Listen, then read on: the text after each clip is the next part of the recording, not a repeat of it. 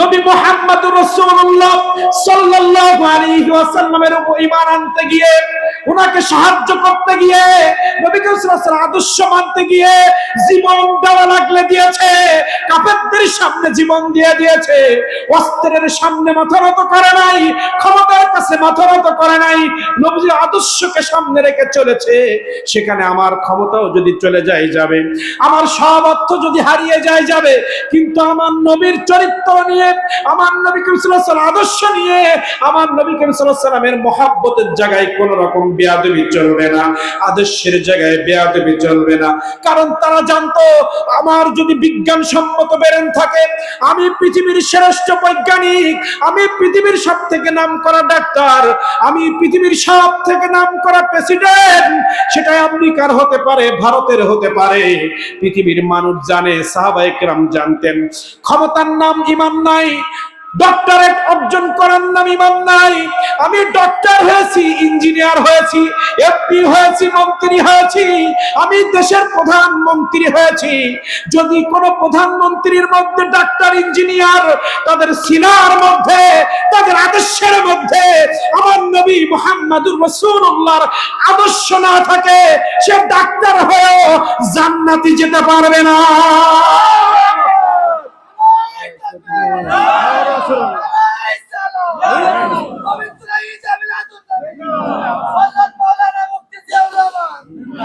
ওমর ফারুক রাদিয়াল্লাহু তাআলা আনহুর এমন ক্ষমতা ছিল, ঈমান আনার পরে কাবা শরীফের সামনে দাঁড়িয়ে তলোয়ার হাতে নিয়ে দাঁড়ালে হাজার হাজার কাফের পিছে হাঁটতো। এমন পাওয়ারফুল একজন সাহাবী আমার নবীজির কাছে একেবারে জড়সড় হয়ে যায়। হে নবী, আপনি যা বলবেন তাই। সিদ্দিক আকবর রাদিয়াল্লাহু তাআলা আনহু নবীকে কত প্রেম করেছেন, বেলাল রাদিয়াল্লাহু তাআলা আনহু নবীজিকে কেমন প্রেম করেছেন। আমরা শুধু নবীর প্রেম করি নাই, ইতিহাস সাক্ষ্য। সুমাইয়া রাদিয়াল্লাহু তাআলা মা বোন, আপনাদেরকে বলছি নবীর মহব্বত কেমন করতে হয়। ইসলামের নারী জাতির প্রথম শহীদ সুমাইয়া রাদিয়াল্লাহু তাআলা মক্কার জমিনে আমার নবীর আদর্শ মেনে নেওয়ার কারণে, আমার নবী মুহাম্মদুর রাসূলুল্লাহকে মেনে নেওয়ার কারণে আবু জেহেল, উতবা, শাইবা কাফেররা যখন তাকে হত্যা করার ষড়যন্ত্র করেছে, তাকে বলেছে মুহাম্মদ থেকে পিছে হাঁটো, নাইলে তোমার জীবন থাকবে না। বলেছে আমি আমার জীবন তোমরা নিয়ে নাও, কিন্তু আমার নবীকে আমি মাইনাস করতে পারবো না। এই কথা বলার পরে লজ্জা স্থানের মধ্যে তীর নিক্ষেপ করেছে। আপনারা জানেন এটা, লজ্জা স্থানের মধ্যে তীর নিক্ষেপ করেছে, যন্ত্রণায় কাতর হয়ে গিয়েছে, তারপরেও নবীকে ছাড়ে নাই। ও আবু বকর সিদ্দিক রাদিয়াল্লাহু তাআলা মক্কায় যখন নির্যাতন করতে করতে সর্বশেষ আমার নবী মুহাম্মদুর রাসূলুল্লাহকে যখন হত্যা করার ষড়যন্ত্র ফাইনাল হয়েছে, আমার নবী পৃথিবীতে আর থাকবে না, রাখবে না তারা, এমন অবস্থা যখন তৈরি হয়েছে, আল্লাহ রাব্বুল আলামিন জিবরাইলকে বলছে, জিবরাইল তুমি আমার নবীর কাছে চলে যাও, আমার নবীকে গিয়ে বলো মক্কা ছাড়তে হবে, কিছুদিনের জন্য মক্কা ছাড়তে হবে। এই সংবাদ যখন আমার নবী মুহাম্মদুর রাসূলুল্লাহকে দিয়েছে, আমার নবী এই সংবাদ কাউকে জানাই নাই। আবু বকর সিদ্দিক রাদিয়াল্লাহু তাআলা আনহুকে ডেকে বলতেছে, আবু বকর, আমি আর মদিনায় মক্কায় কিছুদিন বেশি দিন থাকবো না। আল্লাহ রাব্বুল আলামিন দেখবেন, আপনার আমার যদি মনে বড় ব্যথা লাগে, কেউ যদি আমাকে গালি দেয়, আমার ব্যবসায় যদি ক্ষতি হয়, আমার বস যদি আমার চাকরির জীবনে বেশি বড় কথা বলে, আমরা সর্বপ্রথম সব থেকে কাছের মানুষটাকে বলি। আমাদের 10 জন 20 জন বন্ধু থাকে, আত্মীয় স্বজন থাকে, কিন্তু তার মধ্যে যার সাথে বেশি সম্পর্ক তাকে আমরা জানাই। আল্লাহ রাব্বুল আলামিন যখন মক্কা ছাড়ার কথা বললেন, কাউকে প্রথম বলে নাই, সিদ্দিক আকবর রাদিয়াল্লাহু তাআলা আনহু তাকে বলছে, হে আবু বকর,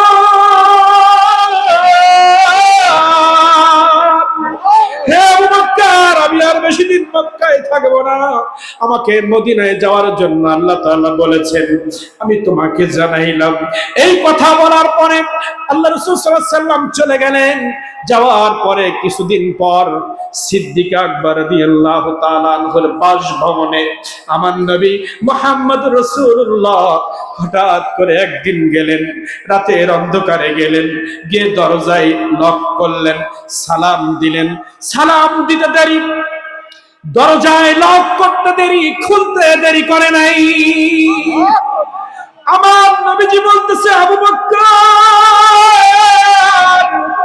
তুমি একবার সালাম দিয়েছি, একবার লক করার সঙ্গে সঙ্গে তুমি কেমনে খুলে দিলা? তুমি কি ঘুমাও নাই?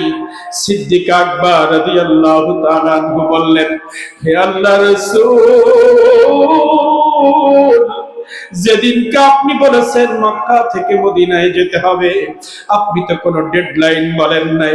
শুক্রবারে যাবেন না শনিবারে যাবেন, রবিবারে যাবেন না সোমবারে যাবেন, সকালে যাবেন না বিকালে যাবেন, রাতে যাবেন না দুপুরে যাবেন, এই সময় তো আপনি উল্লেখ করেন নাই। হে আল্লাহ রাসূল সাল্লাল্লাহু আলাইহি ওয়াসাল্লাম, সারা দিন কাজের মধ্যে আমি অপেক্ষা করেছি কখন আমার নবীজি আসবে। রাতে সব কাজ শেষ করে, ইবাদত বন্দেগী শেষ করে আমি ঘুমাই নাই, কখন আমার নবীজি আসবে।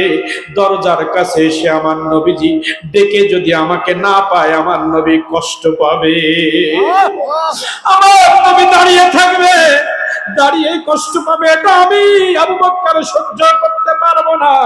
এজন্য যেদিনকে আপনি বলেছিলেন মক্কা থেকে মদিনায় যাবেন, আমি একটা রাতের জন্যও ঘুমাই নাই,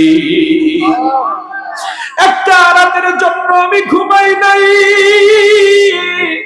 এই ছিল সাহাবায়ে কেরামের প্রেম। এখানে টাকার কোনো ব্যাপার আছে? এখানে টাকার কোনো ব্যাপার নাই, এখানে অর্থের কোনো লেনদেন নাই, এখানে ক্ষমতার কোনো ভাগ বাটোয়ারা নাই, এখানে ক্ষমতার কোনো ভাগ বাটোয়ারা নাই। কোনো সমস্যা? আমরা দুরূদ শরীফ পড়ি, আল্লাহুম্মা সাইয়্যিদিনা।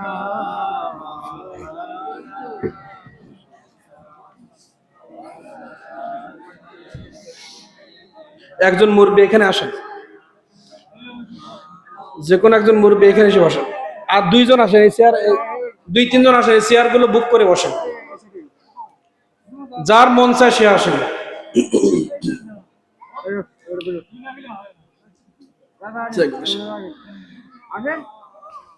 আপনার আলোচনা শুনবেন ইনশাআল্লাহ।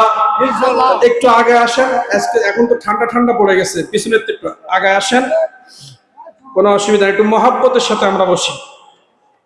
আল্লাহ তাআলা এই মাহফিলের ওসিলা যেন আমাদেরকে নাজাত দিয়ে দেন।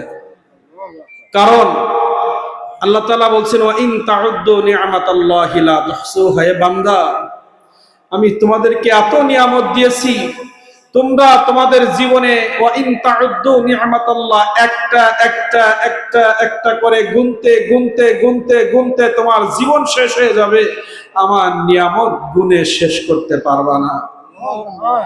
আল্লাহ তাআলা বলেন, ইয়া আইয়ুহাল ইনসান মা গররাকা বিরাব্বিকাল কারীম। আমাকে ডাকা থেকে, আমার ইবাদত করা থেকে, আমার গোলামি করা থেকে, আমার নবীর সুন্নাত পালন করা থেকে কারা তোমাদেরকে মুখ ফিরায় দিল? কে তোমাকে বাধাগ্রস্ত করলো? আমি আল্লাহ তোমাদের সৃষ্টিকর্তা, রিজিক দাতা। আমাকে বাদ দিয়ে দুনিয়ার কোন কারণে, কোন কারণে, দুনিয়ার কোন স্বার্থের কারণে তুমি নামাজ ছাড়লা, আমার নবীর সুন্নাত ছাড়লা, আমার মহব্বত থেকে তুমি মুখ ফিরায় নিলা? আল্লাহ আফসোস করে বলেছেন, আফসোস করে বলেছেন, হে বান্দা, ফি সূরাতিন মা শা রাক্কাবাক আল্লাযী খালাকাকা ফাসাওয়াকা ফাআদালাক।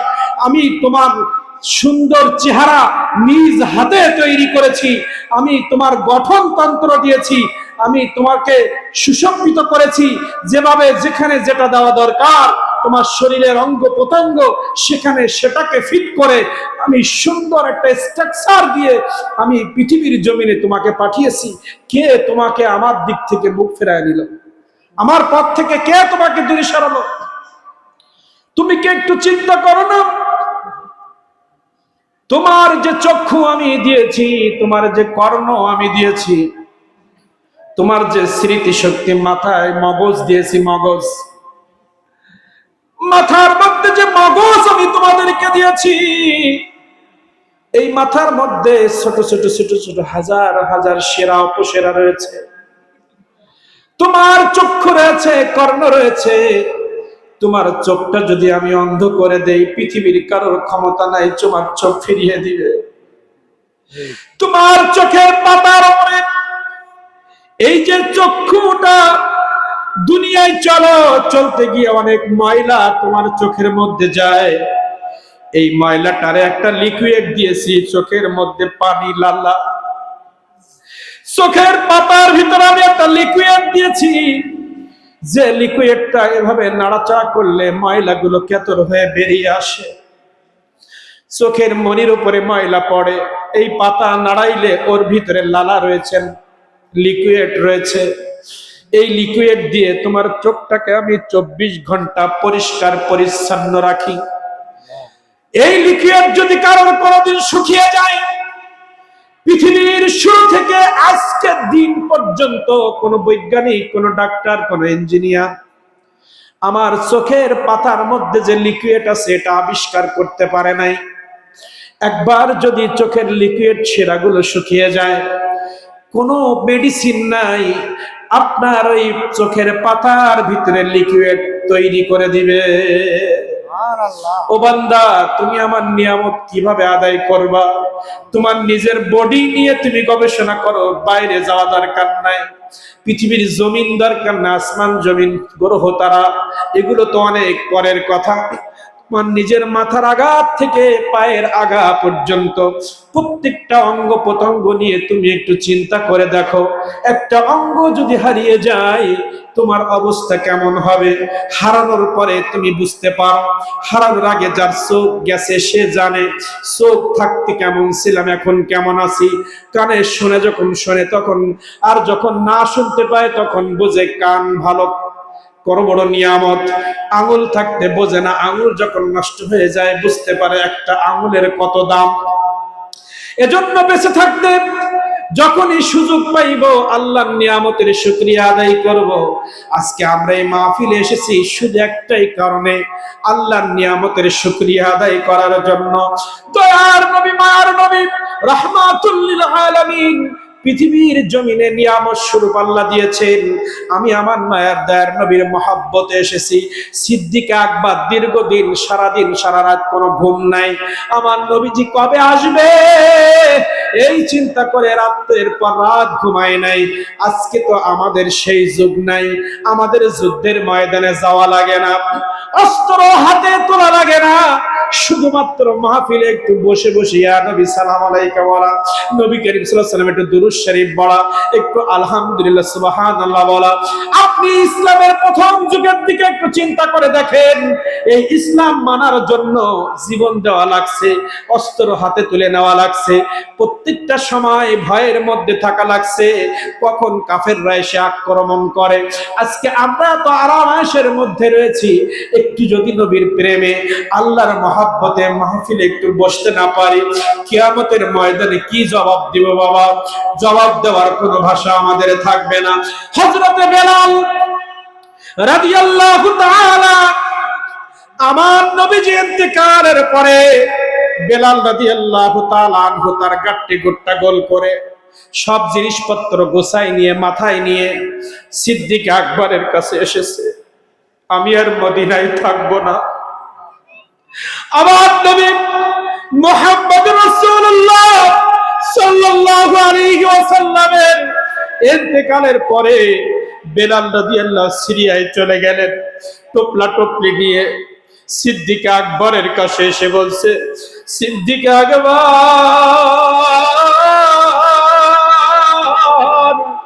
ও সিদ্দিক আকবর, আমি আর মদিনায় থাকতে চাই না। কেন? তোমার কি হয়েছে? তোমার শরীর খারাপ নাকি? কেউ কিছু তোমাকে বলেছে? কেউ কি তোমাকে কোনো গালি দিয়েছে? তোমার কি ক্ষুধা? তোমার কি যন্ত্রণা? আমাকে বলো। তোমাকে কে কি বলেছে আমাকে বলো। হযরত বেলাল রাদিয়াল্লাহু তাআলা আনহু বলেন, আমার নবীজির জীবদ্দশা আমি 5 বার আযান দিয়েছি। মসজিদে নববীতে আমি আযান দিয়েছি। আমার আযানের কণ্ঠ শুনে আমার নবী নামাজের দিকে আসতো। আমার আযান আর নবী শুনবে না, নবী তো দুনিয়ায় নাই, আমার আযান আর কে শুনবে? আমি তো আমার নবীর প্রেমে সারা জীবন আযান দিয়েছি, নবীর প্রেমে ইসলাম গ্রহণ করেছি। আমাকে কাফের বেঈমানরা মরুভূমির মধ্যে শোয় আমাকে অত্যাচার করেছে, শুধু বলেছে মুহাম্মাদের সওবাত ছাড়ো, নবীর থেকে ফিরে আসো, তোমাকে আমি লালে লাল করে দিব, তোমার সম্পদের কোনো অভাব হবে না, তোমার ক্ষমতার কোনো অভাব হবে না। নবীর জন্য আমি সব কিছু ছেড়ে দিয়েছি, যে নবীর জন্য আমি মরুভূমির মধ্যে আমাকে উলঙ্গ করে শোয়ায় দেওয়া হয়েছে। আমি ঈমান বিক্রি করি নাই, যে নবী দুনিয়ায় নাই, আমি আর এই দেশে থাকতে চাই না। এই বলে আমার বেলাল রাদিয়াল্লাহু তাআলা সিরিয়ার মধ্যে চলে গেলেন। হঠাৎ করে মক্কার সমস্ত মদিনার সাহাবায়ে কেরাম পেরেশানি হয়ে গেলেন। বেলালের আযান না হলে তো ভালো লাগে না, কারণ আমার নবীজি যাকে মহব্বত করতেন সাহাবীরাও তাকে মহব্বত করতেন। আমার নবীজি আলেমদেরকে মহব্বত করতেন, আমার নবীজি ওলিদেরকে মহব্বত করতেন।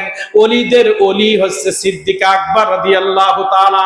এই জন্য বিশ্বের মধ্যে দেখবেন যে যাই করুক ওলিদেরকে মহব্বত করে, আলেমদেরকে মহব্বত করে, যাই করুক আলেমদের সাথে বেয়াদবি করে না। হুজুর বসেন, এক কাপ চা খান, হুজুর আমার বাড়ি একটু দাওয়াত খেতে যাবেন, এটা আপনার ইচ্ছায় হয় না, আল্লাহর ইচ্ছায় হয়। কারণ এই সমস্ত আলেমদেরকে ওয়ালিদেরকে আমার নবী মহব্বত করতেন। এই জন্য আপনার ভিতরে নবীর প্রেম আছে বিধায় আপনি আলেমদেরকে মহব্বত করেন, আপনি ওলিদেরকে মহব্বত করেন। এটা আপনার কৃতিত্ব না, আল্লাহর প্রতি মহব্বতের কারণে এটা তৈরি হয়। বেলাল রাদিয়াল্লাহু তাআলা বলছে আমি আর থাকবো না এখানে, চলে গেলেন। হঠাৎ করে একদিন রাতের মধ্যে বেলাল রাদিয়াল্লাহু তাআলা আনহু স্বপ্ন দেখলেন। হে বেলাল, আমার নবীজি বলতেছে তুমি মদিনা ছেড়ে কেন আসলা? তোমার জন্য আমার সাহাবীরা আযান শুনে তৃপ্তি পায় না, তুমি কেন মদিনা ছেড়ে আসলে? তোমার আযান আমি শুনতে চাই। দীর্ঘদিন হলো মাজারের মধ্যে থেকে তোমার কণ্ঠ আমি শুনি না। যখন নবী করিম সাল্লাল্লাহু আলাইহি ওয়াসাল্লাম স্বপ্নের মধ্যে বেলাল রাদিয়াল্লাহু তাআলা আনহুকে এই কথা বললেন, একটা সেকেন্ড দেরি করে নাই, সঙ্গে সঙ্গে ছুটে গেছেন মদিনায়। যাওয়ার পরে নবীজির মাজার মোবারকের কাছে গিয়ে বলছে, নবী আমি বেলাল আপনার কাছে উপস্থিত হয়েছি, আমি নবী আপনার কাছে এসেছি। এখনো বেলাল আযান দেয় না। নবীর মাজারে গিয়ে কান্না করতেছে, নবীজিকে সালাম দিয়ে দুরূদ মোবারক পড়ে কান্না করতেছে। সাহাবায়ে কেরাম এসে বলতেছে আযান দাও, বেলাল আযান দেয় না। সালমান ফারসি রাদিয়াল্লাহু তাআলা সবাইকে বলতেছে একজনকে ডাকো, নবীর নাতিকে ডাকো, হাসান হুসাইন রাদিয়াল্লাহু তাআলা আনহুকে ডাকো, কারণ হাসান হুসাইন রাদিয়াল্লাহু তাআলা চেহারার মধ্যে আমার নবীর চেহারা রয়েছে। হাসান হুসাইন রাদিয়াল্লাহু তাআলা যখন হাঁটতেন নবীজির মতো দেখা যাইতো। সাহাবায়ে কেরাম হাসান হুসাইনকে দেখতেন আর নবীজির স্বাদ গ্রহণ করতেন। সবাই বলতেছে হাসান হুসাইনকে নিয়ে আসো। হাসান হুসাইন এসে একবার যদি বলে, বেলাল আর দেরি করবে না। সালমান ফারসি রাদিয়াল্লাহু তাআলা আনহুর কথা মতো হাসান হুসাইন রাদিয়াল্লাহু তাআলা আনহু আগমন করলেন। হযরত বেলাল দেখতেছে আমার নবীজি হেঁটে আসতেছে, আমার নবীজির চেহারা মোবারক তাদের মধ্যে যখন দেখতে পেলেন, বেলাল আল্লাহু আকবার বলে আযান শুরু করে দিলেন। বেলাল রাদিয়াল্লাহু তাআলা আযান শুরু করে দিলেন। আযান দেওয়ার পরে আযান শেষ হয়ে গেছে, বেলাল রাদিয়াল্লাহু তাআলা বেহুশ হয়ে গেলেন। এই ছিল বেলাল রাদিয়াল্লাহু তাআলা সাহাবীর প্রতি মহব্বত।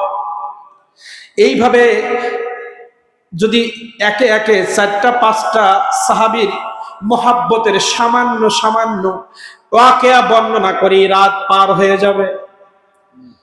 এর জন্য বরকতের জন্য একটা দুইটা বললাম, সিদ্দিক আকবর রাদিয়াল্লাহু তাআলা প্রেমের কথা বললাম, বেলাল রাদিয়াল্লাহু তাআলা প্রেমের কথা বললাম, এখনো ওয়াইস কুরুনির প্রেম রয়েছে, ওয়াইস কুরুনির প্রেম রয়ে গেছে, সিদ্দিক আকবর রাদিয়াল্লাহু প্রেম রয়ে গেছে, বেলাল রাদিয়াল্লাহু তাআলার প্রেম রয়ে গেছে, হানজালা রাদিয়াল্লাহু তাআলা বাসর রাত থেকে ছুটে গেছে যুদ্ধের ময়দানে। এগুলো তো সব আপনারা জানেন।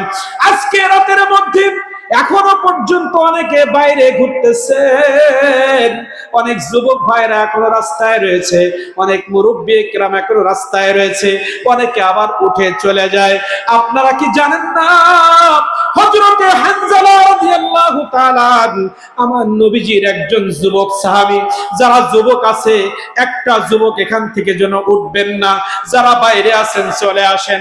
আপনাদের স্ত্রীকে রেখে যুদ্ধের ময়দানে যাওয়া লাগবে না, কিন্তু আপনাদের মতো 30-35 বছর বয়সের, 25 থেকে 30 বয়সের মধ্যে একজন যুবক হযরতে হানজালা রাদিয়াল্লাহু তাআলা আমার নবীজির হুকুমে বিবাহ করে প্রথম বছর রাত্রের মধ্যে স্ত্রীর সাথে সময় কাটাচ্ছেন, স্ত্রীর সাথে সময় কাটাচ্ছেন। এমন সময় হঠাৎ কে এসে যেন বলতেছে, ও হানজালা,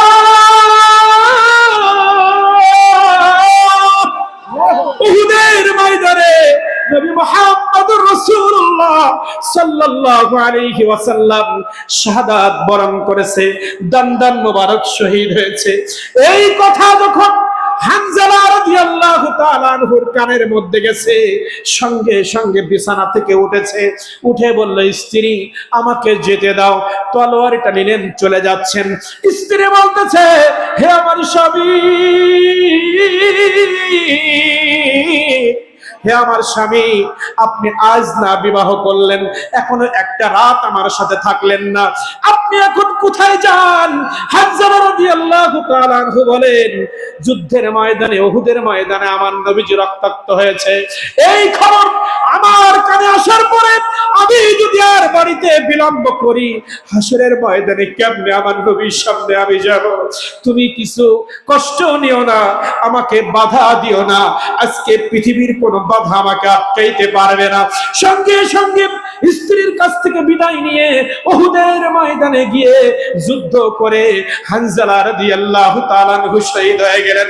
বদর যুদ্ধ সংক্ষিপ্ত, বদর যুদ্ধ যখন শেষ হয়ে গেল, রাসূল করিম সাল্লাল্লাহু আলাইহি ওয়াসাল্লাম ঘোষণা দিলেন, আমার সাহাবায়ে কেরাম সমস্ত বদর, উহুদের প্রান্তগুলো, উহুদের যুদ্ধ যখন শেষ হয়ে গেল, উহুদের বিভিন্ন প্রান্তে আমার নবীজির ঘোষণা অনুযায়ী সাহাবায়ে কেরাম চলে গেলেন। আমার নবী মুহাম্মদুর রাসূলুল্লাহ সাল্লাল্লাহু আলাইহি ওয়াসাল্লাম বলতেছেন, হে আমার সাহাবী, আল্লাহ রাব্বুল আলামিন আমার কাছে ওহী করেছে, উহুদের ময়দানে আমার যত সাহাবায়ে কেরাম শহীদ হয়েছে কাউকে গোসল দেওয়া যাবে না, যার গায়ে যে পোশাক পরা আছে, যে অবস্থায় আছে, ওই অবস্থায় দাফন করতে হবে। আল্লাহ রাব্বুল আলামিন আমার সাহাবীদের এই রক্তমাখা শরীর নিয়ে এই অবস্থায় আল্লাহ তাআলা হাসরের ময়দানে আমার সাহাবীদের সাথে সাক্ষাৎ করবে। কি প্রেম মহব্বত! সাহাবীদের মহব্বত যেমন আল্লাহ রাসূল সাল্লাল্লাহু আলাইহি সাল্লামের উপরে ছিল, সাহাবীদেরও তেমন মহব্বত ছিল। এই আমি প্রথম মহব্বতের কথা বলতে গিয়ে এতগুলো কথা বললাম। মহব্বতের জায়গায় টাকার সাথে কম্পেয়ার করা যায় না, ক্ষমতার সাথে মেলানো যায় না, কোনো স্বার্থের সাথে মেলানো যায় না। মহব্বতের জায়গায় পৃথিবীর কোনো কিছুর সাথে আপনি তুলনা করতে পারবেন না। পৃথিবীর কোনো কিছু আপনি, ফজরের আজানের পরে একজন মানুষ এই শীতের মধ্যে ওযু করে মসজিদে যাবে, এটা দুনিয়ার কারো দেখানোর জন্য যায় না, এটা আল্লাহর প্রতি মহব্বত আপনাকে বিছানা থেকে মসজিদে নিয়ে যায়। ফজরের সময় কেউ তো দেখে না, জোহরে গেলে তো ডানে বামে মানুষ দেখতে পায়, বাজারের মানুষগুলো দেখে, এলাকার মহিলাগুলো দেখে। ফজরের তাহাজ্জুদের সময় রাত 12টা-1টার দিকে আপনি তাহাজ্জুদের সময় বিছানা বিছায় দিলেন, বিছানা বিছায় দিয়ে 2 রাকাত নামাজ পড়লেন। 2 রাকাত নামাজের মধ্যে চোখে পানি নিয়ে নামাজ শেষ করে আল্লাহর কাছে দোয়া করলেন, আল্লাহ, জীবনে অনেক অন্যায় করেছি, জীবনে অনেক পাপ করেছি, আল্লাহ তুমি আমাকে ক্ষমা করে দাও। বলেন, পৃথিবীর কোন মানুষ তো দূরের কথা, আপনার স্ত্রী সন্তান পর্যন্ত টের পায় না। এই রাত জেগে নামাজ পড়া এটা শুধু মহব্বতের কারণে সম্ভব। এই জন্য বলেছি বাবা, জীবনে মহব্বতটা আমাদের আনতে হবে। এজন্য আল্লাহ রাসূল সাল্লাল্লাহু আলাইহি ওয়াসাল্লাম কি বললেন?